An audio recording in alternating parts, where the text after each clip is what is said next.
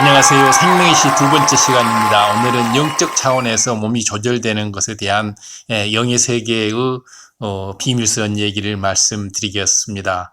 몸의 기능이 최적화되고 또 질병균을 퇴치하고 또 몸이 노화가 되지 않으면서 회춘해가는 이러한 과정들이 어떻게 영의 차원에서 영의 세계에서 어떻게 이루어지는지, 그러니까 육의 질서를 쫓지 아니하고 영의 차원에서 이루어지는 이러한 상황들을 대해서 우리가 알므로 인해서 우리가 큰 유익을 얻을 수 있으리라고 생각이 되어집니다. 영의 차원에서 몸이 조절될 때 나타나는 세 가지 증상으로는, 첫째는 모든 몸의 기능이 정상으로 회복이 되고, 그러니까 그동안에 망가졌고 부서졌고 정상작동이 되지 않던 모든 기능이 정상으로 회복이 되고 컨디션이 항상 최상으로 유지가 됩니다. 그리고 두 번째로는 질병균, 어떤 세균이나 바이러스, 어떠한 바이러스라 할지라도 침범하지 못하고 무슨 독을 마셔도 해를 받지 않는 이러한 병에 대해서 완전히 무관한 사람이 됩니다. 셋째로 몸이 노화되지 아니하고 회춘할 수도 있게 됩니다. 그래서 몸의 노화가 정지되는 이런 일이 일어납니다. 바로 왜 그러냐면 이 온영의 사람은 영의 차원의 존재이기 때문에 이 땅의 육의 흐름에 저촉을 받지 않습니다. 물론 아주 조그마한 일부는 육의 흐름에 작은 영향을 받지만은 대체적으로는 거의 육의 흐름에 영향을 받지 않고 영의 흐름, 영의 세계의 법칙대로 움직여 갈 수 있는 존재가 바로 영의 사람, 온영의 사람이 되기 때문에 영의 사람, 온영의 사람에게는 이러한 영의 차원에서의 몸의 조절이 일어나기 때문에 모든 몸 기능이 정상 회복이 되고 컨디션이 항상 최상으로 유지될 뿐만 아니라, 두 번째로는 모든 질병균이나 바이러스가 침범 못하고 무슨 독을 마셔도 몸이 해를 입지 않고, 셋째로 노화가 정지돼서 더 이상 노화되지 않으며 또 회춘이 오히려 일어날 수도 있는 이런 영의 존재가 되는 것입니다. 그렇기 때문에 우리가 신앙생활을 하면서 아버지 마음을 온전히 담고 아버지 형상을 온전히 닮아가는 온영의 모습으로 우리가 회복해 가는 것이 무엇보다도 중요합니다. 바로 아버지께서 맨 처음에 인간 창조를 하셔서 이 땅에서 흙으로 아담을 빚으시고 생기를 불어넣음으로 해서 제2한을 에덴 동산으로 이끌어드렸을 때 아담은 이 생령이었으므로 바로 그 영의 차원의 생기가 활동함으로 인해서 생령으로 늙지 않고 죽지도 않고 이렇게 몸이 항시 최상으로 해서 많은 자손들을 번성시켜 나갔던 것을 알 수가 있습니다. 우리 이제 아담의 범죄로 인해서 우리가 이러한 아담의 생령의 그 생기가 빠져나가 버렸기 때문에 우리는 다시 그것을 채워나가는 이런 일을 해나가는 것이 바로 이 땅에서 신앙생활인 것입니다. 사람이 생명을 받기 전에는 생명의 씨가 죽은 것처럼 있었기 때문에 마음속에 영도 이렇게 힘없이 가만히 있었습니다. 왜냐하면 이 영이라고 하는 것은, 영의 그 안을 보면 생명의 씨를 감싸고 있는 게 영이기 때문에, 그 생명의 씨를 감싸고 있는 게 영인데 생명의 씨가 죽어 있으면 영도 함께 힘없이 죽어 있는 거죠. 안에 있는 생명의 씨가 활동을 안 하기 때문에. 이렇게 영이 죽어 있으면, 즉 생명의 씨가 죽어 있으면 대신 혼이 사람의 마음을 주장을 했고 주인 노릇을 한 거죠.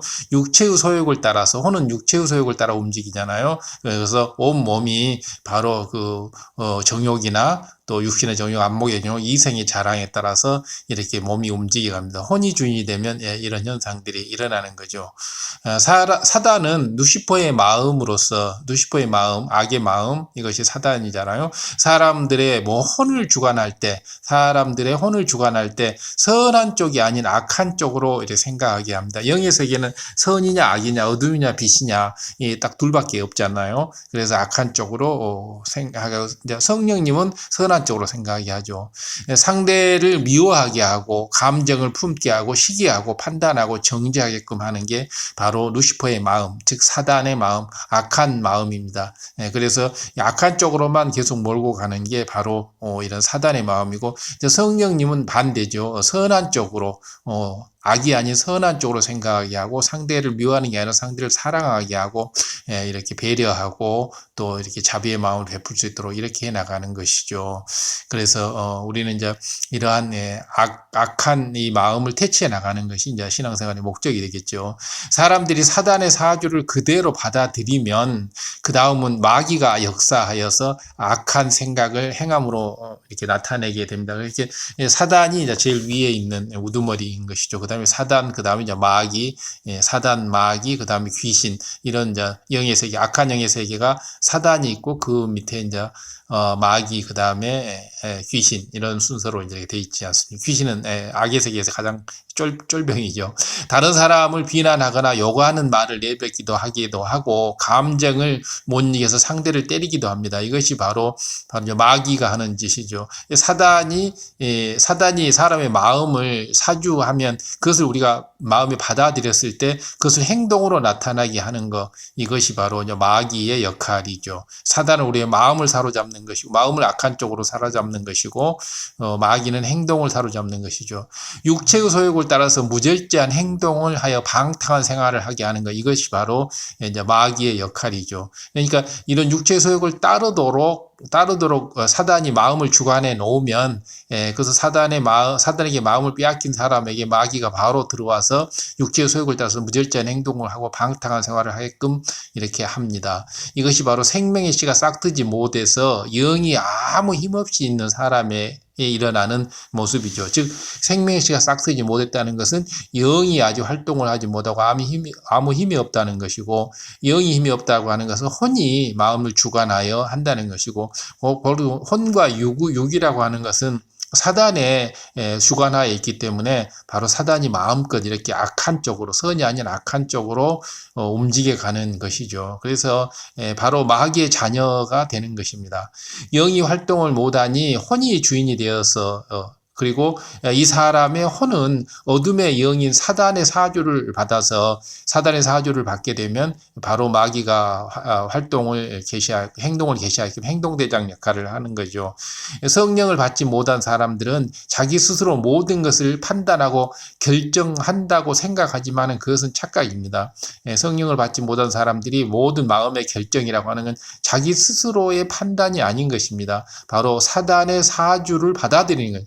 사단의 사주를 받아들이느냐 아니면 성령의 소욕을 받아들이느냐, 이 둘 중에 하나거든요. 성령의 음성 주관으로 받느냐 아니면 사단의 사주를 받느냐. 이 영계에서는 딱 두 가지밖에 없죠. 빛이냐 어둠이냐, 선이냐 악이냐. 그렇기 때문에 이 성령의 음성을 좇지 않으면 사단의 소유를 따라서 육의 소욕을 쫓아서 행하게 되는 이런 것이 바로 영의 세계죠. 사단의 교묘한 사주를 받고 있다는 것을 보통 우리 인간들은 알지 못하는 것입니다. 그러나 성령이 오셔서 생명의 씨를 싹 틔워주면 그 순간부터 전세가 바뀌게 됩니다. 왜냐하면 생명의 씨가 자라면 그 생명의 씨를 감싸고 있는 영이 이제 활동을 하기 시작하기 때문에 생명의 씨가 자라야지만이 영이 활동을 할 수가 있습니다. 그래서 마치 죽었던 것처럼 가만히 있었던 영이 살아나서 생명 활동을 시작하는 거죠. 이게 영이라는 것은 그 생명의 씨를 감싸고 있는 이런 그릇이라고 생각하면 될 것 같습니다. 그래서 바로 그 영 안에 있는 생명의 씨가 자라서 싹이 터서 움직였을 때 영이 활동을 하는 것이고, 그것이 생명의 씨가 싹을 못 틔우고 씨가 그대로 씨 상태로 있으면 영은 전혀 활동을 하지 못하고 그냥 죽은 것처럼 있는 것이죠. 이렇게 되면 이제 혼이 활동을 하고, 혼이라고 하는 건 사단의 사주를 받아서 활동하는 것이기 때문에 항시 이제 육체의 정욕에 따라서, 안목의 정욕에 따라서, 이성의 자랑에 따라서 죄를 저질러 나가는 것이고 결국은 사망으로 가는 거죠. 이 영은 성령의 주관을 받습니다. 성령은 진리의 영이기 때문에 우리를 진리로 인도하고 선으로 인도하는 것이죠. 예를 들어 용서하기 어려운 사람이 있다면 성령님께서는 주님의 용서와 사랑을 머리에 떠올려줘서, 마음에 떠올려줘서 상대를 용서할 수 있도록 도와줍니다. 또 미움의 감정이 든다 할 때도 그것을 미워하지 않도록 만들어주고, 혈기가 난다 할지라도 화를 안 나게끔 만들어주고, 화내는 것이 옳지 않다라고 일러줘서 우리를 화를 너그러뜨리고 상대방과 마찰이 일어나도 화평하라고 이렇게 일러주시고 이렇게 하는 거죠. 그러나 이제 영이 활동을 하지 못하면 성령님이 이런 일을 할 수가 없기 때문에 사단이 손해보잖아, 싸워 이렇게 하면서 불평불만을 나타내게 하고 혈기를 나타내게 하는 거죠. 이렇게 성령의 주관에 순종하여서 용서를 하면 마음에 영적인 사랑이 임하게 됩니다. 영적인 사랑, 고린도서 13장에 나오는 영적인 사랑이 임하게 되고 영은 그만큼 더 성장하게 되죠. 더욱더 영이 많이 성장하게 되면 나중에 이제 그 성령의 9가지 열매인 사랑이 임하게 되죠. 또한 어떤 약속이나 계명을 지키기 정말 어려운 상황이 있어서도 지킬 수 있는 사람이 됐을 때 바로 이렇게 변개하지 않고 자신의 약속을 이렇게 지키는 거, 이걸 이제 빛의 열매 중에 세 번째 열매죠. 진실함의 열매. 빛의 열매는 모든 착함과 의로움과 진실함이 있느니라. 그래서 바로 변개하지 아니하고 자신의 약속을 계속 잘 지켜나가는 거, 초지일관하는 거, 이런 것이 진실함의 열매가 이제 맺게 되죠. 바로 이러한 약속을 잘 지켜나갔어요. 그러나 이제 원수마귀 사단은 실리를 따져서 그걸 못하게 하죠. 그러면 이제 변개하고 간사한 마음이 사라지게 되고 더 참되고 진실한 마음이 되어서 영도 그만큼 더 성장하게 됩니다. 그래서 바로 이제 생명의 씨가 점점점 자라서 영을 더 키우게 되고 생명의 씨가 씨라는 것이 점점점 자라게 되면 그 다음에 이제 꽃이 피고 열매가 맺잖아요. 그래서 이러한 변개하고 간사한 마음이 전부 사라지고 나면 그 자리에 이제 생명의 씨가 자라서 바로 빛의 열매, 세 번째 열매인 진실함의 열매를 맺게 되는 거죠. 다시 말하면 성령님께서 주관하시는 대로 하나님의 말씀을 따라 순종하는 만큼 마음 안에 영이 쑥쑥 성장해 간다는 사실입니다. 그렇기 때문에 우리는 순종, 바로 성령의 소욕에 순종하는 것이 그만큼 중요한 것이고 성령의 소욕에 순종하지 않는다는 것은 반대로 원수마귀 사단의 사주를 받아서 육체의 소욕에 순종하는 것이 결국 사망으로 가는 거죠. 이렇게 영이 쑥쑥 성장함으로 인해 마음 안에서 악이 모두 사라지면 그때 바로 영의 마음이 되었다고 합니다. 악이 모두 사라지게 되면 영이, 그렇게 영 안에 들어있는, 영이 자란다고 하는 것은 영 안에 들어있는 생명의 씨가 자라는 거죠. 생명의 씨가 자라면 그 생명의 씨를 감싸고 있는 영이 이제 같이, 생명의 씨가 자라니까 영도 커져야 되겠잖아요. 그래야지 그걸 감싸할 수가 있기 때문에, 여기서 더 나아가 마음 안에 선과 사랑이 가득 채워지면 바로 이제 온영의 마음, 온전한 영의 마음이 되는 거죠. 완전히 우리 안에 있는 생명의 씨가 완전히 자랐을 때는 생명의 씨를 감싸고 있는 이 포장, 이 그릇이 완전히 커지게 되면 이것이 바로 온영의 마음이 되고, 바로 이제 우리가 영이나 온영의 차원이 되면 영의 차원의 존재가 되기 때문에 바로 이러한 그 세 가지 앞에 말했던 이런 기능들이 나타나는 거죠. 이처럼 마음이 영 또는 온영이 된 사람은 이 육의 세계에서 산다고 해도 영의 차원의 존재가 됩니다. 영의 차원의 존재. 생각도 영이 주관하기에 어떤 상황에서도 육신의 생각, 원수마귀 사단이 주관하는 이런 육신의 생각, 육체의 일들을 생각이 떠오르지 않게 되고 선으로, 진리로만 사랑하게 되죠. 진리로만 생각하게 됩니다.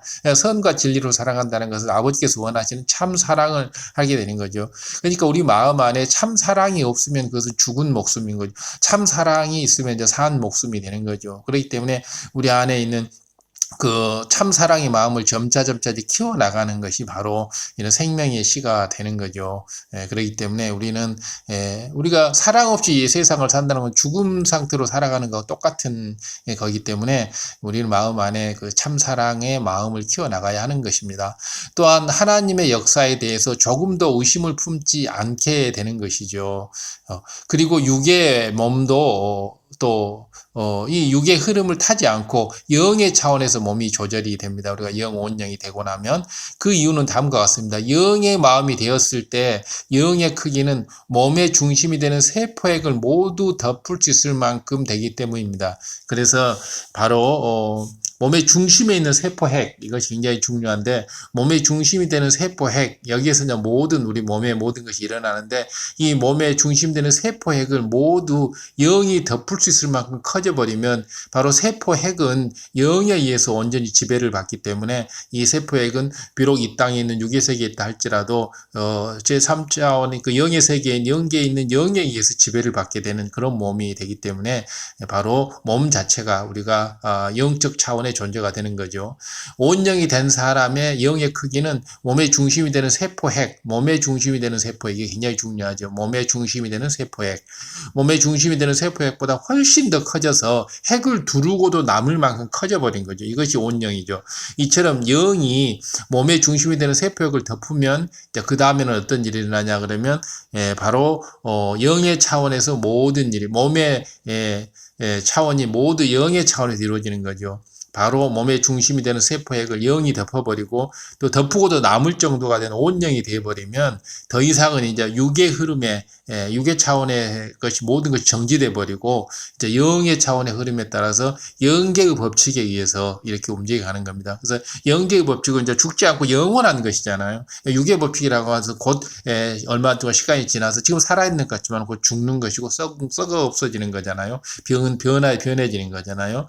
몸의 모든 기능 조절이 육의 차원이 아니라 영의 차원에서 이루어지게 됩니다. 에덴 동산에 사는 사람들은 잉태 때부터 생기, 곧 하나님의 근본된 능력의 지배를 받게 되기 때문에 바로 영의 차원에서 몸 중심이 되는 세포액이 바로 영의 차원에서 중심을 받기 때문에 에덴 동산에 있는 사람들은 어려서부터 모든 것이 정상화되고 어느 정도 크고 나면 이제 죽지도 않고 평생 영원한 삶을 살게 되는 거죠. 영의 특징이라고 하는 게 변개하지 않는 거, 썩어 없어지지 않는 거, 영생하는 것이 바로 영의 속성이죠. 육의 속성이라는 건 얼마 시간이 지나면 사망으로 가는 게 육의 속성이죠. 그래서 태어난 모든 그 에덴 동산의 모든 아기들은 우량아입니다. 그래서 모두가 건강하게 잘 자라고 가장 예쁘고 멋진 외모를 갖게 됩니다. 또한 청년의 때를 조금 지나기까지만 성장하고 노화되지 않고 그 상태를 계속 유지하면서 에덴 동산의 많은 사람들은 청년의 시대로 평생을 살게 됩니다. 일생을 죽지 않고 세세생생 살게 되는 거예요. 청년의 시대로 얼마나 멋집니까? 바로 영의 세계라는 것이 이렇게 아름답고 멋진 것입니다. 영의 세계에는 노화가 되지 않기 때문에 청년의 몸으로 이렇게 살아가게 되는 거죠. 우리가 이제 부활이 되었을 때 부활체를 입게 되면 우리도 주님의 그 나이 33세 청년의 나이로 청년의 몸으로 부활이 되는 거죠. 영의 세계는 확실히 청년의 세계로 존재하게 되는 것입니다. 에덴 동산은 영의 공간이고 에덴 동산의 사람들은 생명이기 때문에 이처럼 될 수가 있는 것입니다. 에덴 동산은 영의 공간이죠. 육의 공간이 아니고 제2하늘이기 때문에 제1하늘이 육의 공간이고 에덴 동산의 사람들은 생명이기 때문에 영의 차원의 존재이기 때문에 이렇게 이처럼 청년으로 살 수가 있는 겁니다. 죽지 않고 이 땅에 사는 사람들의 몸도 영의 마음이 되는 순간부터는 영의 흐름을 타게 됩니다. 영의 마음이 되는 순간. 그러니까 영의 마음을 이룬다는 게 이만큼 중요한 거죠. 몸의 모든 기능 조절이 영의 차원에서 이루어집니다. 몸의 모든 기능 차원이 영의 차원에서 됩니다. 그렇기 때문에 아버지 하나님께서는 우리로 하여금 진리대로 행해서 반드시 성령의 소욕을 쫓아서 성령님의 하라는 대로 시켜서 순종해서 제발 순종해서 영의 차원의 존재가 돼서 바로 영원히 죽지 않는 영생의 존재가 되라고 하나님의 자녀니까 그렇게 돼야 되는 게 맞지 않겠습니까? 마귀의 자녀로 사지 말고 이렇게 얘기하는 거죠. 영의 차원에서 몸이 조절이 될 때 나타나는 현상들을 이제 다시 좀 구체적으로 이렇게 말씀을 드리면 첫 번째 몸의 모든 기관이 정상적으로 기능할 수 있게 된다. 그래서 이제 우리가 이 육의 땅에서 살다 보면 육의 땅이라고 하는 것은 항시 뭐가 고장이 나고 뭐가 잘못되고 서로 갈등이 일어나고 삐걱거리고 이렇게 되는 게 육의 세상의 일이지 않습니까? 육의 세상의 일이라는 게 모두 질서차연하게 아름답게 이루어지는 세상이 아니죠. 그래서 선의 세계, 영계의 세계에서 이루어지는 것이고 육의 세상은 항시 조용한 가운데서 뭔가 고장이 나고 삐걱거리고 갈등이 일으키고 이렇게 되는 거죠. 예를 들어 뭐가 좋지 않은 사람이 있다고 할 때, 위가 좋지 않은 사람이 있다고 할 때 늘 소화가 잘 되지 않아서 힘들게 지냅니다. 육의 세상에서는 그렇죠. 이런 사람이 하나님의 말씀대로 행하며 마음을 영으로 읽으면 어느새 위의 기능이 좋게 바뀌는 것입니다. 왜냐하면 영의 차원에서 이것이 몸의 기능이 조절되기 때문에 영의 차원에서는 모든 기능이 정상화가 되는 거죠. 이 정상화가 되지 않고 잘못됐다. 그래서 뭐 소화불량이 일어난다, 뭐 위궤양이 일어났다, 뭐 간이 나쁘다, 이런 모든 것들이 다 육의 지배를 받아서 육의 세상에서는 모든 게 정상적으로 돌아가는 것을 육은 원수마귀 사단은 방해를 하는 거죠. 그래서 뭔가 트러블을 일으키고 고통을 일으키고 뭔가 기쁨 대신 뭐 불행을 주고 이런 것이 바로 육의 세상, 원수마귀 사단의 세상 아닙니까? 그렇기 때문에 아버지 하나님께서는 우리가 영의 차원이 됐을 때 바로 영계의 지배를 받도록 이렇게 해 주시는 것입니다. 신체의 다른 모든 부위도 마찬가지로 몸의 모든 기능의 조절이 영의 차원에서 이루어지기 때문에 최상의 컨디션을 유지할 수 있게 됩니다. 몸의 모든 기능이 영의 차원에서 이루어지게 되면 영의 차원은 정확하게 질서에 따라서 정확하게 해야 될 일을 정확하게 하는 모든 기능이 정상적으로 단 1mm 오차도 없이 정확하게 이루어지는 게 바로 영의 차원이죠. 영계의 세계죠. 그래서 최상의 컨디션이 되는 거죠. 그래서 혹여 잠을 잘 자지 못했다 해도 영의 세계에서는 아무렇지 않게 거뜬히 이겨낼 수 있는 겁니다. 그래서 영의 세계에서는 어떤 잘못되고 고장나고 이런 것들이 거의 없이 질서정연하게 이렇게 움직여가는 것들이죠. 몸의 조절이 육의 차원에서 이루어질 때는 어떻습니까? 하루만 잠을 못 자게 돼도 눈이 뻑뻑해지고 피로감도 들고 온몸이 무겁고 계속 졸립고 뭐 이런 현상들이 일어나죠. 집중력도 떨어지고 또 일할 의욕도 사라지고 몸의 신진대사도 원활하지 못하고 하여튼 모든 게 귀찮고 힘들고 웃음도 잘 안 나오고 이렇게 되죠. 그러나 이건 육의 세상이 돼요. 육의 세상이 바로 이런 것을 만들어가는 육의 세상입니다. 그러나 영의 차원에서 딱 이렇게 모든 것이 이루어지면 영의 차원은 모든 게 질서정연하고 아주 모든 것이 최상으로 되면 항시 기쁨과 감사가 넘치고 모든 게 의욕이 넘치고 소망, 희망 이런 게 넘치고 가장 최상의 행복의 차원이 되는 게 영의 차원이죠. 그렇기 때문에 영적 차원에서 몸의 조절, 모든 조절 기능이 일어나는 것입니다. 바로 이 일을 누가 해주냐? 바로 아버지 하나님께서 우리한테 생명의 씨를 주고 성령님이 우리 생명의 씨를 싹 떼어졌을 때 이런 일이 일어나는 겁니다. 그래서 세상에서는 잠이 보약이라고 하면서 잠을 충분히 잘 자면 건강해질 수 있다고 말하는데, 그러나 영의 차원에서 몸의 조절이 이루어지면 잠자는 시간이 비교적 짧다고 해도 좋은 컨디션을, 항상 최상의 컨디션을 유지할 수가 있게 됩니다. 그렇기 때문에 우리가 이 땅에서 항시 최상의 컨디션으로 몸의 어떠한 부분도 고장 없이 어떤 질병, 병원군 바이러스도 침투하지 않게 살게 하기 위해서는 우리가 신속히 성경의 말씀대로 또 성령의 소욕을 쫓아서 성령님이 시키는 대로 순종해서 우리가 영의 차원의 몸의 조절이 이루어질 수 있도록 영의 사람, 그리고 더 나아가 온영의 사람이 될 수 있도록 우리가 신속히 온영을 이루는 것입니다. 영의 사람, 온영의 사람이 되는 것이죠. 세상에서는 하루에 7, 8시간을 자야 한다고 말합니다. 그런데 영으로 들어오면 하루에 2, 3시간만 자도 충분합니다. 하루에 2, 3시간만 자도. 그러면 왜 아예 안 자면 안 되고 2, 3시간은 자야 한다고 하는 것입니까?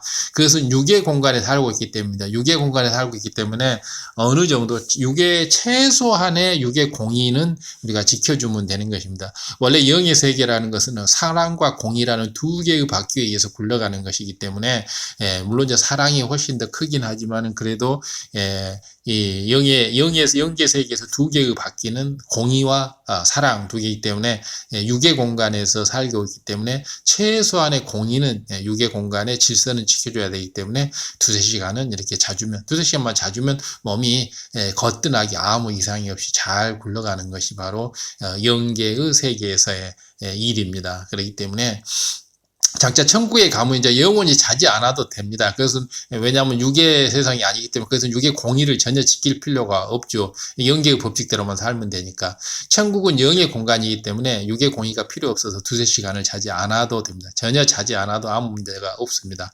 그런데 영의 마음을 잃었다 해도 육의 공간에 살고 있는 동안은 육의 공의를 무시할 수가 없기 때문에 최소한의 육의 공의인 두세 시간 정도의 이렇게 잠을 자주는 거, 그렇게 되면 육의 공의를 다 지켰기 때문에 바로 영의 세계라는 공의를 잘 지켜주는 거예요.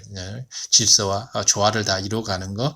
그렇기 때문에 이렇게 해주면 공의를 다 채웠기 때문에 몸에 아무 이상이 없이 그 다음부터는 나머지 시간은 다 영적 차원에서 몸에 영향을 받아서 영적 차원의 지원을 받아서 우리가 마음껏 활동할 수 있는 것입니다.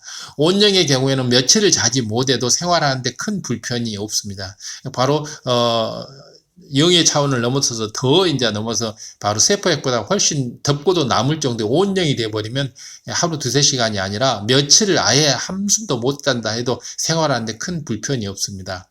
그런데 자지 못하는 시간이 이제 심히 길어지게 되면 뭐 이제 며칠이 아니라 이제 계속 일주일씩 이렇게 길어진다고 하면 말할 때 어떤 단어들이 떠오르지 않는다거나 좀 이런 것들이 이제 아무래도 있게 되죠.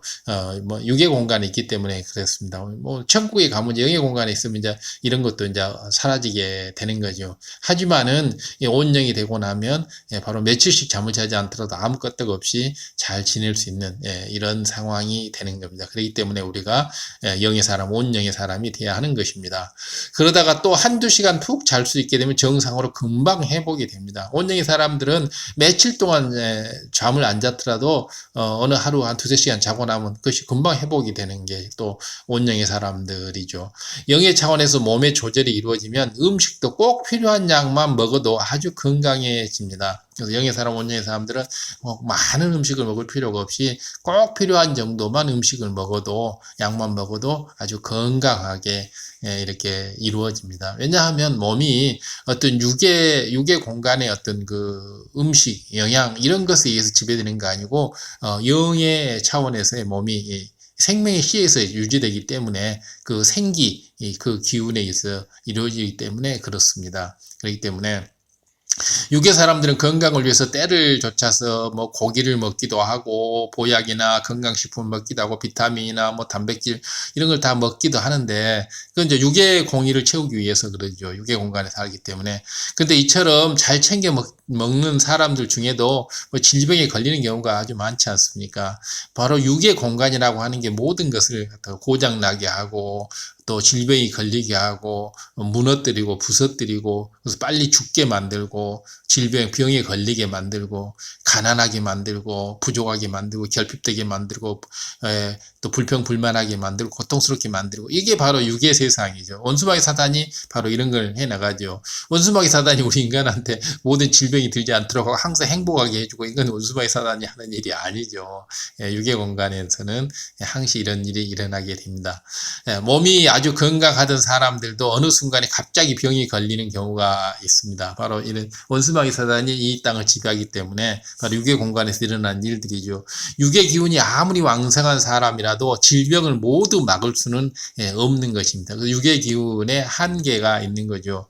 바로 육의 공이라고 하는 건 아무리 잘 채웠다 할지라도 육의 이제 공의를 채우기 위해서 뭐 영양소도 잘 챙겨 먹고 운동도 잘 하고 이렇게 아무리 한다 할지라도 노화를 막을 수는 없고 또 질병을 온전히 막을 수는 없는 거죠. 왜냐하면 이 육의 세상의 그 법칙이라고 하는 육의 법칙이라고 하는 게 사람이 질병 들게 하고 늙게 하고 사망케 하는 게 육의 공간의 일이기 때문에 그렇습니다. 그러나 영의 차원에서는 몸의 조절이 이루어지면 몸이 기본적으로 필요한 음식만 섭취해도 건강을 유지할 수가 있게 되는 거죠. 주님의 길을 예비하던 사명을 감당했던 세례 요한은 마가복음 16장 마가복음 1장 6절에 보면 마가복음 1장 6절에 보면 메뚜기와 석청만 먹었다고 했습니다. 메뚜기와 석청만 먹으면서 광야에서 주님이 오신 길을 예비했던 그런 기록들이 이제 나오게 되는데, 바로 육의 공간에 있기 때문에 최소한의 잠만 자고 최소한의 음식만 섭취해도 몸이 영의 차원에서 조절이 되기 때문에 전혀 고장 없이 아주 잘 최상의 컨디션으로 유지가 될 수 있는 겁니다. 그러나 육의 공간에서 이루어지면 모든 걸 잘 챙겨 먹는다 해도 고장이 나고 질병이 또 틈타고 노화가 일어나는 것이죠. 세례 요한은 자기 때가 되기까지 광야에서 지내며 앞으로의 사역을 준비했습니다. 광야에서는 좋은 음식을 구하기가 아주 어려워서 메뚜기와 석청만을 먹었지만은 건강했던 것입니다. 이것은 바로 세례 요한이 영의 차원에서 몸이 조절이 됐기 때문에, 하지만 육의 공간이 있기 때문에 최소한의 공의, 그래서 메뚜기와 석청 정도만 먹고도, 몸의 건강을 유지했던 겁니다. 이게 뭐 육의 공간에 최소한의 공의만 채워준 거죠. 이것은 이제 완전히 무시할 수가 없기 때문에, 왜냐하면 육의 공간에 살기 때문에. 그러나 우리가 이제 영의 공간에 가서 살 때는 이런 육의 공간에 공의를 채울 필요가 전혀 없으니까 우리가 잠을 자지 않아도 되고 먹지 않아도 되고, 그러면서 항시 최상의 컨디션을 유지할 수 있게 되는 거죠. 영의 공간에서는 그렇죠. 영원히 늙지도 않고 영생하게 되는 거죠. 또한 다니엘과 세 친구는 어땠습니까? 바벨론에 포로로 잡혀가서 왕궁에서 생활할 때 왕이 지정해 준 왕의 진미와 포도주를 먹어야 하는 생활이었습니다. 그래서 바벨론이 이제 정복한 나라의 그 왕족, 귀족 자녀들을 데려다가 바벨론에서 이제 교육을 시키면서 왕의 진미와 포도주를 먹으면서 교육을 시키지 않습니까? 그런데 그 음식 중에 혹시 우상의 제물이나 하나님께서 먹지 말라 하는 것이 있을까 해서 환관장에게 이제 물과 채식만 먹게 해달라고 이렇게 요청을 했죠. 그래서 참 다니엘과 세 친구들은 굉장히 믿음이 두터웠고, 아버지 하나님께서 하지 말라는 것은 안 하는 거죠. 얼마나 좋습니까? 왕이 주는 진미, 고기와 뭐 산의 진미, 포도주 이런 것을 마시면 되는데, 그것이 우상 앞에 놨던 것이기 때문에 그러면 먹으면 안 되잖아요. 그리고 또 성경에서 먹지 말라고 하는 것들을 또 먹으면 안 되잖아요. 열흘 동안 시험해보고 그 결과에 따라 결정하기로 이제 환관장하고 다니엘과 세 친구가 이제 4명이 그렇게 결정을 했죠. 다니엘 1장 15절에서 16절을 보면, 열흘 후에 그들의 얼굴이 더욱 아름답고 살이 더욱 윤택하여 왕의 진미를 먹은 모든 소년보다 나아 보이는지라. 왕의 진미를 먹은 모든 소년보다 나아 보인지라 얼굴이. 이러므로 감독하는 자가 그들에게 분정된 진미와 마실 포도주를 제하고 채식을 주니라. 그래서 바로 진짜 진미, 왕의 진미, 고기 이런 것들이죠. 보면 산의 진미, 진미를 떼고 포도주도 빼버리고 바로 채식만 주게 됩니다. 채식만을 먹었는데도 이렇게 영의 차원에서 몸이 조절이 되기 때문에 바로 얼굴이 더욱 아름다워지고 살이 더욱더 윤택해지는 이런 것을 볼 수가 있습니다. 그렇기 때문에 바로 육의 공의에서 최소한의 그 채식만 먹어주고 나머지는 다 영의 차원에서 몸이 조절되기 때문에 다니엘과 그 세 친구들은 이렇게 얼굴이 더욱더 고와지고 피부가 윤택이 나면서 채식만 먹었는데도 왕의 진미를 먹지 않고 이런 현상이 일어나는 것입니다. 이처럼 영의 차원에서 몸의 조절이 이루어지면 채식만 해도 건강할 수가 있습니다. 보양식을 굳이 찾아 먹지 않아도 되는 거죠. 그렇기 때문에 뭐 각종 영양소를 챙겨 먹고 비타민제를 챙겨 먹고 이렇게 하지 않아도 원영의 사람들은 영의 차원에서 몸이 조절이 일어나면 이렇게 건강해질 수가 있는 겁니다. 그러나 아무리 영의 사람이라고 해도 육의 질서를 어기면 안 되기 때문에 영의 사람은 절제의 능력이 있기에 또 아무리 맛있어도 과식하지는 않습니다. 그렇기 때문에 영의 사람들은 육위에 있기 때문에 최소한의 음식, 채식 정도는 이렇게 먹어야 되고, 아예 안 먹고는 살 수가 없죠. 그래서 먹어야 되고, 또 이제 영의 사람들은 또 이렇게 먹으라 그래도 이렇게 절제의 열매, 성령의 아홉 열매 중에 9번째 절제 열매가 맺히는 많이 먹지 않고 과식하지 않게 되어 있죠. 반대로 너무 오랫동안 제대로 먹지 못한다 해도 몸이 약해질 수가 있지 않습니까? 왜냐하면 육의 공간에 있기 때문에 우리가 천국에 가면 먹지 않아도 살 수 수 있지만은 육의 공간인 이 땅에 사는 동안에는 최소한의 영양분은 섭취를 해야 합니다. 특별히 21일, 40일 등 장기 금식을 할 때는 하나님께서 하늘의 생기를 공급해 주시니 살 수가 있는 거죠. 이럴 때는 이제 21일, 40일 이렇게 장기 금식을 할 때는 이렇게 곡기를 끊고 이제 물만 먹고 이렇게 지내잖아요. 어떤 사람은 또 물까지도 먹지 않고 이렇게 21일, 40일 금식을 하게 되는데, 이때는 하나님께서 하늘의 생기를, 아담에게 보여줬던 그 생기, 하나님의 근본 능력, 생기를 넣어주기 때문에 바로 이렇게 금식을, 장기 금식을 해도 전혀 몸이 상하지 않고 이렇게 진행되는 것을 볼 수가 있습니다. 이건 이제 특별하게 해야 되고, 이럴 때는 아버지 하나님께 충분히 사전에 기도를 해서 아버지 하나님께 허락을 받아서 성령의 음성 주관의 인도를 받아서 이렇게 해야지, 무턱대고 내 육의 생각으로 21일, 40일 장기 금식을 해다가 큰 낭패를 당하는 경우도 있기 때문에 주의해야 합니다. 또한 보호식을 잘하면 며칠 만에도 정상으로 회복되는 것을 볼 수가 있습니다. 이것은 이제 아버지 하나님께서 생기를 주시고 영의 차원에서 몸에 조절작용이 일어나기 때문에 이렇게 건강해지는 거죠.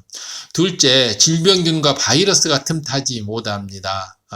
바로 몸이 이제 바로 생명의 씨가 자라서 영의 크기가 몸 중심에 있는 세포 핵을 덮을 정도로 크기가 되면 질병균, 어떠한 질병균이나 바이러스도 틈타지 못합니다. 혹여 질병균이나 바이러스가 틈탔다 해도 어떤 이상을 일으키지는 못합니다. 바로 이 영의 기운, 생명의 씨, 영의 기운이 질병이나 바이러스를 바로 억눌러 버리기 때문에, 퇴치시켜 버리기 때문에 설사 이런 것이 몸에 들어온다 해도 활동을 하지를 못하는 것입니다. 비유를 들면 펄펄 끓고 있는 용광로에 어떤 불순물이 들어간다면 즉시로 녹거나 타서 사라져 버리는 것과 동일하죠.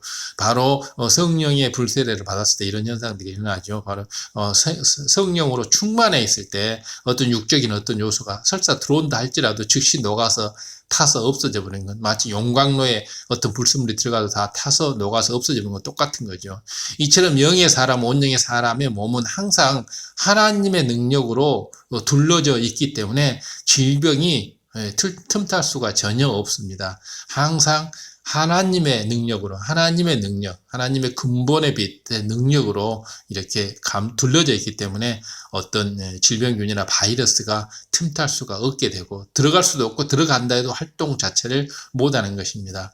요한일서 5장 18절, 요한일서 5장 18절에도 보면 하나님께로서 난 자마다 범죄치 아니하는 줄을 우리가 아노라. 하나님께서 나신 자가 저를 지키심에 악한 자가 저를 만지지도 못하니라 했습니다. 바로 이런 겁니다. 그래서 이제 어떤 온영분이 주님을 영접한 이후 지금까지 감기조차도 한 번도 걸린 적이 없었다고 합니다. 그래서 이 간증을 이제 소개해 드리고자 하는데, 이것은 바로 요한일서 5장 18절, 요한일서 5장 18절에 하나님께서 난자마자 범죄치 아니하는 줄을 우리가 아노니, 범죄하지 않으니까 하나님께서 오직 사랑, 진리, 선만으로 행하기 때문에 하나님께서 나신 자가 저를 지키시기 때문에 성령님께서 이제 지키시는 거죠. 성령님께서 지키시기 때문에, 하나님께서 난 자라고 성령님께서 지키시기 때문에 악한 자가 저를 만지지도 못하는 악한 자, 원수마귀 사단, 마귀들, 사단, 귀신들, 이런 귀신의 또 사주를 받는, 원수마귀 사단의 사주를 받는 악한 자들, 이런 사람들이 저를 만지지도 못한다. 그래서 어떠한 해도 이렇게 입지 않은 것을 볼 수가 있습니다. 바로 이러한 차원이 우리가 이제 하나님의 능력으로 우리 몸이 둘러졌을 때 일어나는 이런 현상들이죠. 또 온영의 사람은 어떤 독을 마셔도 해를 받지 않습니다. 물론 시험하기 위해서 자의로 어떤 독을 마시는 것은 안 되죠. 그것은 공의를 어기는 것이기 때문에. 그러나 혹시 타의로 또 실수로 이렇게 독을 마시는 경우에는 자기 의사와 상관없이 이렇게 마시는 경우에는 그 독이 몸에 전혀 활동을 하지 못하는 것을 볼 수 있습니다. 예를 들어서 사도행전 28장에 보면 사도 바울이 독사에 물린 사건이 나옵니다. 사도행전 28장에 봐보면 사도 바울이 이제 이렇게 로마로 파송되는 과정에서 이제 어느 섬에 물려가지고 그 섬에서 이렇게 독사에 물렸는데 그 독사라는 건 물리자마자 바로 죽는데 그 죽는 독사가 물어도 죽지 않고 살았기 때문에 토인들이 신으로 이렇게 추앙하는 것을 볼 수 있습니다. 그 독사에 대해 아는 사람들은 사도 바울이 갑자기 엎드러져 죽을 것이라고 생각했습니다. 그런데 사도 바울은 아무 이상이 없이 물린 독사를 탁탁 털어버리고 아무 이상이 없었죠. 그래서 토인들이 그 원주민들이 사도 바울을 신으로 떠받드리는 것을 볼 수가 있습니다. 예전에 온영분이 간혹 알지 못하고 상한 음식을 먹은 적이 있었답니다. 그래서 보통 사람들이라면 식중독에 걸릴 수도 있었던 상한 음식이었는데 또 복통을 일으킬 수도 있는 상황이었는데 어찌 되었을까요? 온영의 사람들은 모르고 이렇게 먹은 것이기 때문에 비록 이렇게 복통을 일으키고 식중독을 일으키는 상한 음식을 먹었다 할지라도 온영의 사람은 이렇게 해가 없는 겁니다. 독을 마실지라도 그 독이 몸에 작동이 못하는 거죠. 독사에 물렸어도 사도 바울이 아무 이상이 없던 것처럼 이렇게 어떠한 악한 자들이 만지지도 못하고 독을 마셔도 몸에 아무 이상이 없는 것, 이것이 바로 온영입니다. 그렇기 때문에 우리가 영적 장수 온영이 되어서 바로 아버지 하나님의 능력으로 우리가 바로 원수마귀 사단을 물리쳐가는 이런 장수의 사명을 다해야 할 것입니다. 그런데 그분은 몸이 좋지 않은 것이 들어가면 바로 다 쏟아버리고 몸에는 아무 이상이 나타나지 않았던 것입니다. 바로 요한일서 5장 18절에 나온 얘기가 똑같죠. 보면 어떠한 독을 마실지라도 아무 해가 없다는 거. 자, 세 번째로 이제 노화되지 않습니다. 몸에 노화가 정지돼 버리는 거고 회춘할 때도 있습니다. 그래서 영의 마음이 되어서 몸을 근본적으로 조절하는 세포 핵을 영이 덮는 순간부터 노화가 일어나지 않습니다. 노화가 정지돼 버립니다. 노화라고 하는 것은 이렇게 변개하는 속성, 육의 속성이죠. 육의 세상의 특징이 바로 노화죠. 변개. 썩어 움들어지고 없어지는 거. 영의 세계에서는 영생, 전혀 변화 없이 그대로 가는 거. 이것이 생명, 영생. 이것이 바로 영의 세계이기 때문에 영의 순간으로 바뀌는 순간 바로 육의 차원의 이런 법칙, 육계의 법칙들이 다 사라져 버리는 거기 때문에 노화가 정지돼 버리는 것이죠. 바로 영 온영의 사람들은 영적 차원의 존재가 돼 버리기 때문에 그렇습니다. 그러므로 40대, 50대에 영으로 들어가는 것보다 조금이라도 더 젊었을 때 영으로 들어가게 되면 이제 이렇게 노화가 정지되기 때문에 훨씬 더 좋겠죠. 그래서 40대 정지가 되면 40대의 몸으로, 50대 정지가 되면 50대의 몸으로 살아갈 수 있지 않겠습니까? 그러나 이미 나이가 많이 들었다 해도 염려할 필요가 없습니다. 온영으로 들어가면 어느 정도는 회춘이 가능합니다. 10년, 20년 정도는 회춘이 가능하기 때문에 부지런히 우리가 일단 영으로 들어가서 노화를 정지시키고 다음에 온영으로 들어가서 회춘, 10년, 20년을 회춘시키는 이러한 우리 하나님의 능력을 우리가 스스로 맛봄으로 인해서 이렇게 됨으로 인해서 우리가 더욱더 하나님을 믿고 하나님께 충성할 수 있으며 하나님 나라 일을 할 수 있고 하나님의 능력을 많은 사람에게 보여줄 수 있기 때문에 더 많은 죽어가는 영혼을 구원할 수 있고 더욱더 영적인 싸움에서 우리가 더 잘해 나갈 수 있기 때문에 이것을 하자는 것입니다. 이렇게 여러분이 회춘의 개념을 올바르게 정립할 수 있기를 바랍니다. 60대의 성도가 회춘한다 해서 외모가 20대의 청년처럼 되는 것은 아닙니다.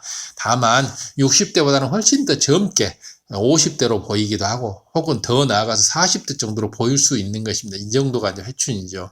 그런데 몸의 기능은 가장 좋은 상태, 몸의 기능 가장 좋은 상태가 이제 인간으로서는 33세라고 합니다. 가장 좋은 상태로 몸의 기능은 그렇게 가장 좋은 상태로 변하는 거죠. 그렇기 때문에 얼마나 좋습니까? 그래서 이러한 하나님의 능력을 우리가 우리 몸에 직접 나타내고 이것을 보여주고 이렇게 함으로써 많은 인생들이 영혼들이 하나님을 믿고 하나님의 살아계심을 온전히 믿게 해주는 거, 그래서 하나님께 영광을 돌리는 거, 주님을 영접하게 하는 거, 천국을 향해 가게 하는 거, 이것이 우리 영적 장수 온영으로서 할 일이죠. 예를 들어서 온영을 이룬 믿음의 선진들도 영안이 열려서 보면 영안이 이제 영의 사람 영안이 열려서 이제 볼 수 있지 않습니까? 영안이 열려서 영계 세계를 보면 젊은 청년의 모습은 아닙니다. 머리가 조금 희끗희끗하기도 하고 긴 수염이 있는 등 중후한 모습인 경우도 있습니다. 엘리야 선지자나 사도 바울은 나이 든 후에는 대머리가 된 것도 알 수 있습니다.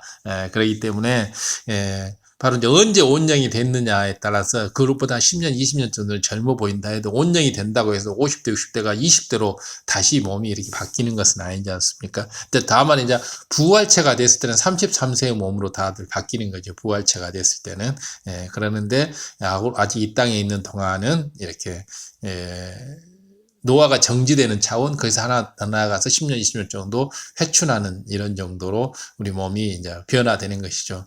대머리는 질병이 아니므로 하나님의 유전적인, 하나의 유전적인 그 형질일 뿐이니까 이제 그것은 병이 아니니까 대머리가 될 수도 있죠. 눈꺼풀이 쌍꺼풀일 수도 있고 또 아닐 수도 있는 거고 같이 대머리는 질병이 아니지 않습니까? 60대가 회춘이 된다 해서 외모가 20대처럼 되는 것은 아니라 몸의 각 기관 기능이 가장 최상의 상태로 된다는 그런 뜻입니다. 그래서 회춘의 개념을 이렇게 파악을 하게 되면 이제 몸이 가장 정상적인 상태가 되면 아주 뭐 건강하고 아주 뭐 활기도 넘치고 소화도 잘 되고 뭐 모든 것이 다 피부도 좋아지고 모두 이렇게 되는 거죠. 그렇기 때문에 이 이상 뭐 더 이상 좋을 것이 없지 않겠습니까? 어디 잘못된 부분이 있다면 다 고쳐지는 것이고 모든 것이 또 망가진 것은 재생되고 육의 세상에서는 모든 게 이렇게 망가뜨리고 부서뜨리고 결국 썩게 만들어지고 하는 건데 영의 차원에서는 그런 것을 다 정상화시키고 이렇게 하는 게 영의 차원이지 않습니까? 예를 들어 사람은 나이가 들면 노안, 늙을로 눈안, 늙은 눈이 온다고 노안이 온다고 합니다. 가까이에 있는 물체에 초점을 맞추는 능력이 떨어져서 조금 간격을 둬야 이렇게 멀리 봐야지 보이는 게 바로 노안이죠. 그러나 온영의 사람은 나이가 아무리 들어도 노안이 오지 않습니다. 온영의 사람은 나이가 아무리 들어도 노안이 오지가 않습니다. 그렇기 때문에 온영의 사람이 되면 이제 멋으로 안경을 쓰는 건 몰라도 그렇지 않다면 안경을 벗어버릴 수가 있는 거죠. 그렇기 때문에 우리가 이렇게 영의 사람, 온영의 사람을 사모해서 열심히 우리가 생명의 씨를 키워나가서 영의 크기를 키워나가야 할 것입니다. 신명기 34장 7절을 봐보면 신명기 34장 7절 모세의 죽을 때의 나이가 120세, 120세나 그 눈이 흐리지 아니하였고 이렇게 이제 노안이 오지 않았다. 모세가 120세가 되는데 그 기력이 쇠하지 아니하였다. 노안이 되지 않고 기력이 쇠하지 아니하였다. 신명기 34장 7절에 보면 이렇게 되어 있습니다. 모세는 나이 80에 하나님의 부름을 받아 이스라엘 백성을 출애굽시켰고 광야에서는 아주 척박한 땅에서 환경에서 음식도 제대로 먹지 못하면서 40년을 지냈습니다.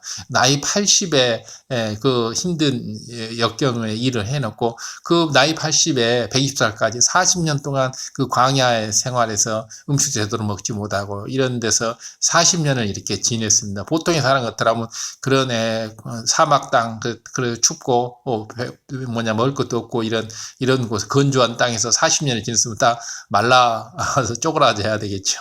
그러나 모세는 온영의 차원에서 몸이 조절됐기 때문에 전혀 그러지 않았고 120세 될 때까지 눈이 흐려지지 않았고 노안이 되지 않았고 기력이 쇠하지 아니하였다라고 신명기 34장 7절에 이렇게 나와 있습니다. 그렇기 때문에 우리가 이렇게 영의 사람, 온영의 사람을 더욱더 사모해서 나아가면 우리가 영의 사람, 온영의 사람이면 이렇게 하나님이 살아계심을 우리가 체험할 수 있고 증명할 수 있고 간증할 수 있고 그래서 많은 사람을 주님의 품으로 이렇게 불러들일 수가 있기 때문에 우리는 반드시 이걸 목표로 해서 나아가야 하는 것입니다. 이것이 바로 어떠한 것보다도 더 훌륭한 선교 활동이고 전도 활동이고 바로 영혼 구원 활동인 것입니다. 그래서 우리가 영으로 온영으로 들어가는 거 이것이 정말 그래서 이렇게 강건해지고 영의 차원에서 몸이 조절해서 몸의 모든 기능이 정상화되고 어떤 질병이나 바이러스 틈타지 않고 노화가 정지되고 이렇게 되는 것 이것이 바로 엄청난 바로 전도 활동이고 선교 활동이고 또 영혼을 구원하고 영혼을 사랑하는 이런 일이 되는 것입니다. 아버지 하나님께 영광 돌릴 수 있고 아버지 하나님이 살아계심을 직접 증명할 수 있기 때문에 이게 얼마나 멋집니까? 크리스찬으로서 이것보다 더 큰 영예가 없죠. 내 몸을 통해서 직접 내가 경험한 것을 통해서 아버지 하나님이 살아계심을 증명한다는데 이것보다 더 강한 증거 어디가 있겠습니까? 이것을 안 믿으면 그 사람은 너무 마음이 악한 사람이죠. 예, 그래서 또 특히 또 몸이 또 안 좋았던 사람들, 어디 또 불구의 몸이 이런 사람들도 다 몸이 정상화가 되면 놀라운 일이 일어나지 않습니까? 보면 예, 그 어려서부터 소아마비로 자랐던 사람이 이렇게 영의 차원에서 몸이 조절해서 짧았던 다리가 길어져서 양쪽 다리가 바로 쩔뚝발이 다리였는데 이것이 정상적인 다리가 되고 이런 게 직접 그 눈으로 보여줌으로 인해서 사람들이 놀라움을 금치 못하고 결국은 아버지 하나님 살아계심을 믿게 되잖아요. 이거 얼마나 큰 영광입니까? 자, 모세 얘기로 다시 돌아가서 모세는 200만이 넘는 백성의 머리이니 하루도 편하게 쉴 날이 없었죠. 모세는 120세가 되었어도 노안이 오지 않았고 강건했습니다.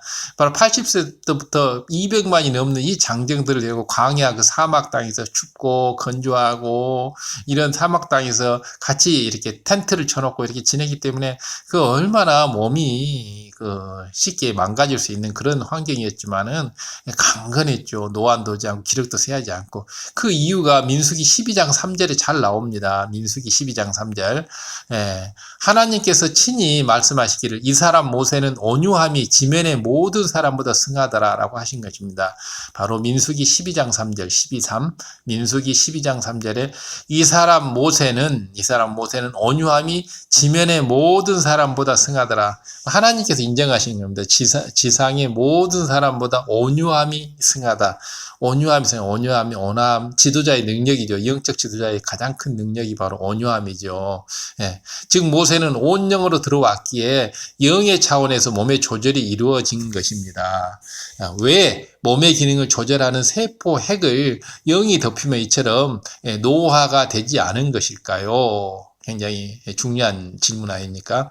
참고로 사람이 나이가 들수록 세포핵에서 나타나는 현상을 말씀드리면 조금 이해가 될 것입니다. 물론 이제 영계의 차원에서 이해를 하면 더 좋은데 아무래도 이제 유교 사람들은 세상에 뭐 과학이나 이런 것을 많이 신봉하기 때문에 조금 더 구체적인 설명을 드리고자 합니다. 사람의 세포에게는 한 사람의 모든 유전 정보를 담고 있는 염색체가 있습니다. 염색체.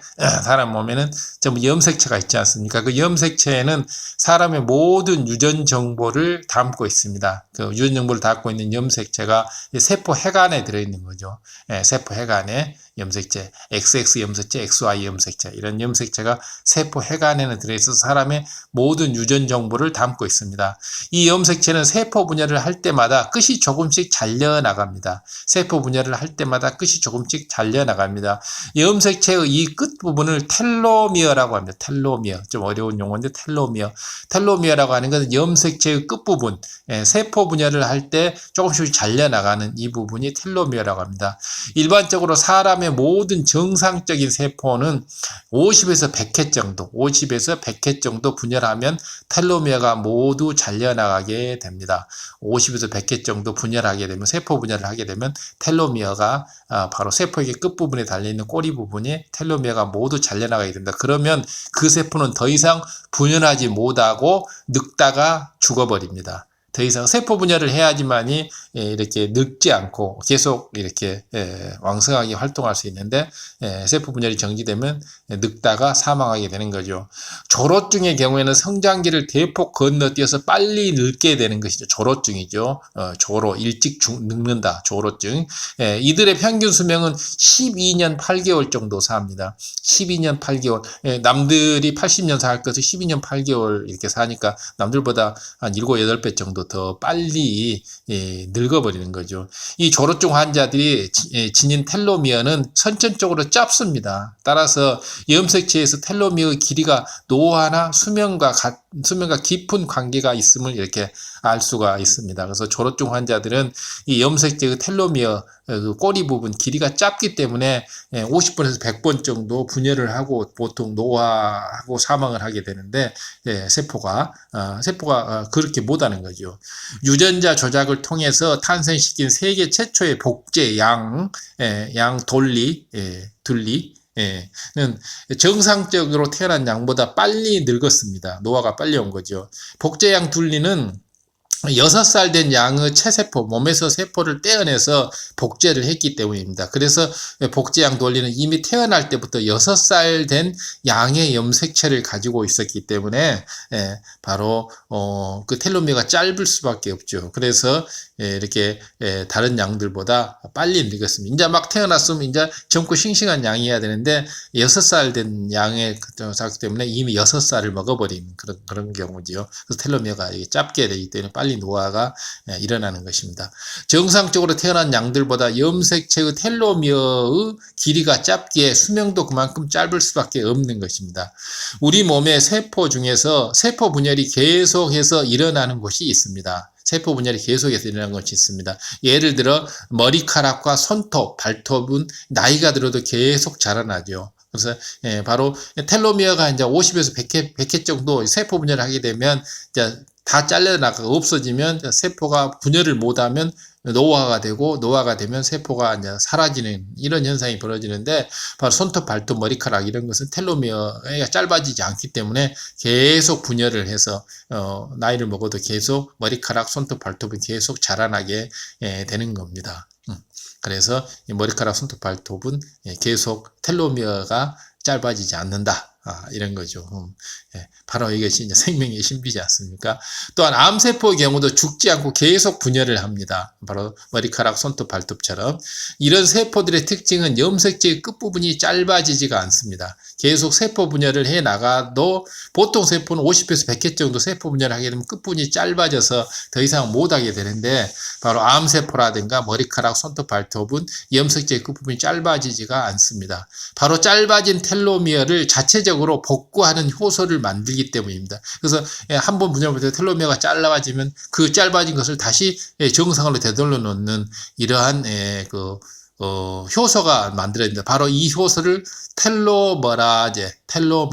텔로미어를 계속 만들어내는 텔로머라제, 바로 효소입니다. 텔로머라제, 아제라고 하는 게 효소라는 뜻이죠. 텔로머라제, 텔로미어를 늘리는 텔로머라제가 계속 만들어집니다.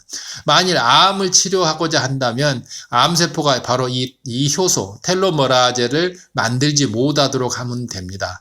반대로 노화를 막으려면 이 효소를 적당량 만들어내도록 하면 노화가 안 되는 거죠. 텔로머라제가 만들어지면 바로 세포가 계속 텔로미어가 짧아지지 않도록 계속 만들어내기 때문이고, 바로 텔로머라제가 효소를 못 만들도록 하면 암세포는 분열을 어느 정도 하다가 50, 100개쯤 분열하다가 죽어버리는 거죠.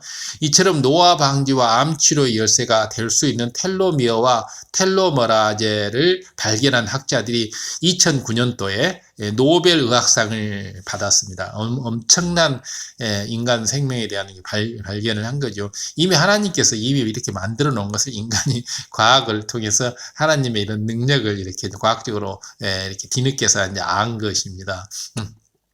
이러한 연구를 바탕으로 항암제가 개발되었는데 효과가 이제 부작용과 함께 또 나타났죠. 암세포처럼 세포 분열이 왕성한 세포를 표적으로 하여 약물을 투여했지만은 바로 암세포뿐만 아니라 머리카락이나 손톱, 발톱을 만드는 세포들도 영향을 받는 것입니다. 그러니까 세포 분열이 왕성한 거, 세포 분열을 막 계속 빨리빨리 만들어버리는 게 암세포인데, 바로 손톱, 발톱, 머리카락도 암세포처럼 이렇게 세포 분열을 잘 하는, 금방 머리도 자라지 않습니까? 한 달마다 머리도 이발도 해야 되고 손톱도 깎아야 되고. 그러니까 이 항암제가 바로 이 손톱, 발톱, 머리카락을 암세포로 생각을 해서 공격을 해버리는 것이죠. 바로 이 텔로머라제를 못 만들도록 만들어버리니까 암세포만 그렇게 해야 되는데, 그렇게 되니까 항암제를 먹게 되면 머리카락, 손톱, 발톱이 다 빠져버리지 않습니까? 바로 텔로머라제를 못 만들도록 해버리니까 그렇죠. 이제 좀 어려운 용어가 나와서 하는데 계속 하겠습니다. 그래도 항암 치료를 받는 환자들은 머리카락이나 손톱, 발톱이 빠지는 증상이 나타나는 게 바로 이제 이런 부작용들이죠. 바로 항암제가 텔로머라제를 못 만들도록, 이 효소를 못 만들도록 차단하기 때문입니다.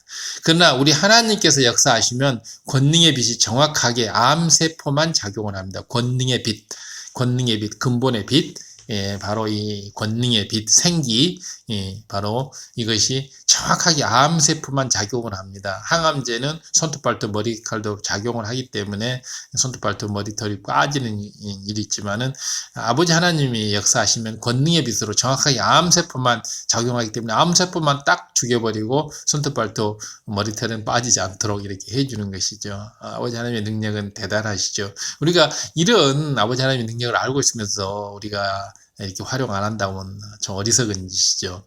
암세포가 텔로메라제를 만들지 못하도록 하면 암세포는 자연히 죽어갈 것입니다. 이것을 이제 자연사멸, 아포톱시스, 자연사멸이라고 하는데 바로 암세포가 텔로메라제를 만들지 못하도록 하면 이렇게 이런 일이 일어나는 거죠.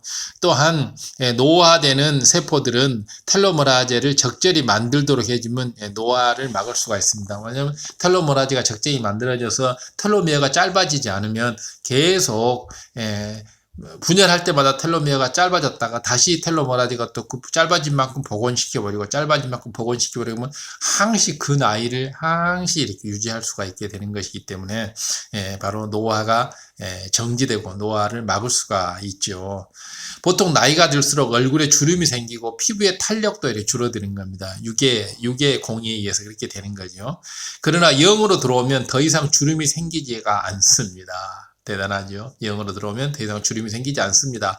온영으로 들어오면 잔주름이 사라질 수도 있습니다. 바로 노화가 정지되고 해춘이 되기 때문에 0으로 들어오면 더 이상 주름이 생기지 않고 온영으로 들어오면 얼굴에 있는 잔주름이 사라집니다. 깊은 주름은 이제 못 사라진다 해서 잔주름은 거의 사라지는 것입니다. 온영에 들어오면. 그렇기 때문에 온영에 들어오면 얼굴이 깔끔해지고 아주 피부에 윤기에 탄력이 있고 너무 멋진 거죠. 그렇기 때문에 우리는 온영을 사모해서 0을 사모하고 온영을 사모해서 아버지 하나님의 능력을 사모해서 성령의 소욕을 쫓아서 성령의 음성주관을 받는 것을 기뻐하며 성령의 간절히 성령의 음성주관 인도를 받고 성령의 음성주관 인도를 받아서 성령의 소욕에 순종하는 이런 것이 신앙생활의 요체가 되는 것입니다.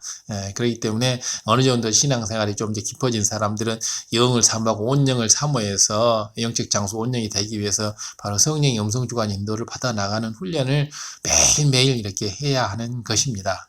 피부를 구성하는 세포들이 생기로 충만해져서 피부가 고와지고 탄력이 있게 되면 온영으로 들어오면 노화가 안 될 뿐 아니라 오히려 회춘이 되는 것입니다.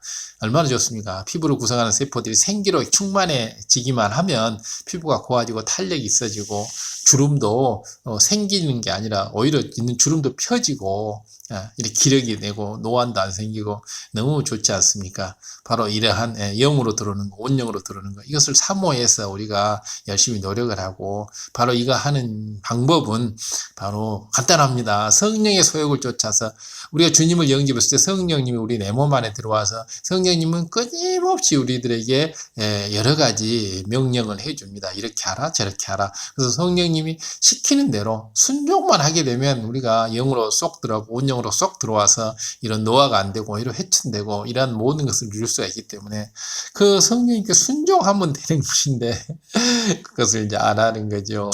원수마귀 사단이 이것을 못하게 또 하는 작용도 있지만은 그런다고 해서 원수마귀 사단이 못하게 한다고 해서 원수마귀 사단의 말을 들어서는 안 되지 않습니까? 원수마귀 사단의 말을 들으면 사망이고 늙어질 것이고 질병이 틈탈 것이고 늙어지고 질병이 틈타고 사망으로 가는데 원수마귀 사단의 얘기를 듣는다고 하는 건 어리석은 것이 정말 어리석은 자죠.